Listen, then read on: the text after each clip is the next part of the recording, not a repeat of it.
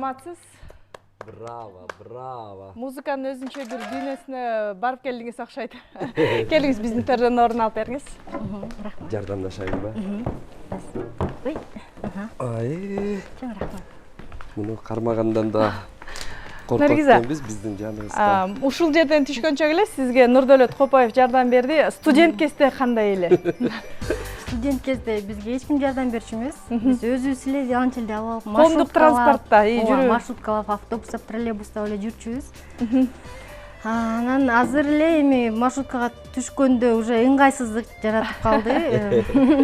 Анан машиналап жүрөбүз, таксилеп жүрөбүз. буйруса. Биздин жамаатыбыз ар дайым сизди чакырып келебиз. Биздин эң жакын досубузсуз. Бүгүнкү майрамыңыз кут болсун. Бүгүн велончел күнү деп атабыз, эл аралык. Чындап эле башка жактарда сонун майрамдашат болуш керек, бизде көп көңүл бурулбай атат окшойт бул жааттар. Ошентсе дагы биз көңүл буруп сизди чын дилден куттуктайбыз. Чоң рахмат. Чындыгында Кыргызстанда ушинтип майрамдалып, передачаларда ушу велончел тууралуу айтылып, майрамы экенин билип жатканыңыздар мени кубантат. Анан чындыгында бул аспап дүйнө жүзү боюнча абдан популярдуу аспап. Мүмкүнчүлүктөрү абдан көп. Мен сиздер айткандай келген сайын мактай берем ушу велончелди. Баягы Кыргызстанда бир алгылыктуу велончел менен эл алдына өнөрүн тартуулаганды бирден бир сиз билесиз. Сиздин окуучуларыңыз тууралуу дейли Кыргызстандагы актуалдуулугу, популярдуулугу тууралуу айтып берсеңиз. Музыкалык мектептерде атайын окууга өткөндөрдүн саны көппү ушул адистик боюнча? Негизи бизде музыкалык мектептер көп. Эң эле кандай десем 11 класска чейин окуп, атайын музыкалык мектеп интернат Мукаш Абдраевка ушу велончел аспабына көбүнчө басым кылышат. Анткени ал жерде менин агайым Якунин Федор Федорович иштейт. 82 жашка чыкты быйыл. Бүт жашоосун ушу велончелге арнады, балдарга арнады. Канча деген велончелисттерди тарбиялап чыкты. Башында биз жөн эле балдарбыз да, музыка менен тааныш эмеспиз. Ошо биздин велончелге болгон сүйүүбүздү ошол киши ойготту, тарбиялады. Анан 4-5 класстан баштап араң түшүнүп баштадык да. Велончел эмне экенин, кандай кооз аспап экенин кийинчерээк түшүнөт экенсиң. Сиздин бул аспапка кабылып калганыңыз эмне үчүн комуз эмес, эмне үчүн аккордеон эмес, скрипка эмес? Клавишада, фортепианода бүт клавишалар бар даяр. Скрипка, виолончель, контрабас, альт булар семейство виол деп коет да. Бул жакта клавишалар жок.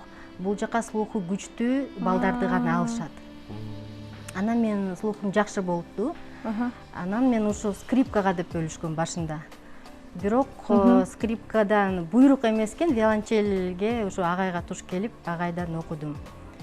Анан негизги ушу эң татаал аспаптар деп ушу фортепиано, кыл аспаптары, анан үйлөмө деп ушинтип кетет да. Сизди композитор катары да билебиз. Анан кийин виолончелден негизи Чайковский, Шестаковдун чыгармалары бар да. Сиздин чыгармалар, биздин кыргыз жыттанган чыгармалар дүйнөлүк классиканын аспабына кандай бап келет экен? Кыргыздын ушул мага бир жолу мындай суроо беришти да. Сиз Кыргызстанда бир эле велончелист сизби деген суроо келди да. Эмнеге андай суроо десем, анткени телевизорлордон көбүнчөсү ырчыларды беришет. Биздин аз эле передачаларыбыз бар, оркестрлар жана аспапта ойногон артисттерди көрсөткөн. Анан мен ушундай аббаздын ырларын дагы жана башка ырларды, поп музыканы ойноп, элдерге ушу сиз айткандай классикалык аспапка салып, ошол кызыктуураак болду да, көбүнчө элдергечи, көпчүлүгүнө. Анан ошондуктан ошентип сурашты болуш керек да, ошондой суроо. Негизи Кыргызстанда велончелисттер көп. Биздин 3 симфониялык оркестрибиз бар. Ар бир оркестрда 8ден 6дан 8ге чейин велончелисттер бар. Анан ролу абдан чоң. Оркестрларда, мисалы, лирикалык же драма, трагедияда виолончелдин үнү жок, элестетүү кыйын да. Ошондой учурларда виолончелдин үнү керек, виолончелге оркестрде берилет да ошо мелодиячы. Биздин кыргыз композиторлорун алсак, Калымалды Басанов, Давлесов, Бере бүт чыгармаларында, операларында, балеттеринде ушул виолончелге атайын сонун кооз жерлерди виолончелге берген. Жана Чайковскийдин балетинде Щелкунчик, Вальс цветов, сонун Чайковскийдин чыгармаларда ошо виолончель үчүн жазылган да. Анан орду абдан чоң. Негизи эле дүйнөдө дагы Кыргызстандан композиторлорунун да чыгармачылыгында орду чоң. Деги эле быйылкы жыл кандай узап атат сиздин чыгармачылыгыңызда, жеке жашооңузда?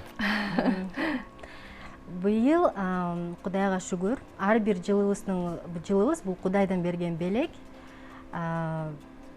Башкириядагы өткөн конкурстун жыйынтыгы болуп, биринчи орунду алганбыз. Мен чыгармам биринчи орунду алып, ошонун жыйынтыгын июнда бердик, концерт бердик. Мен оркестр менен чыгармам ойнолду.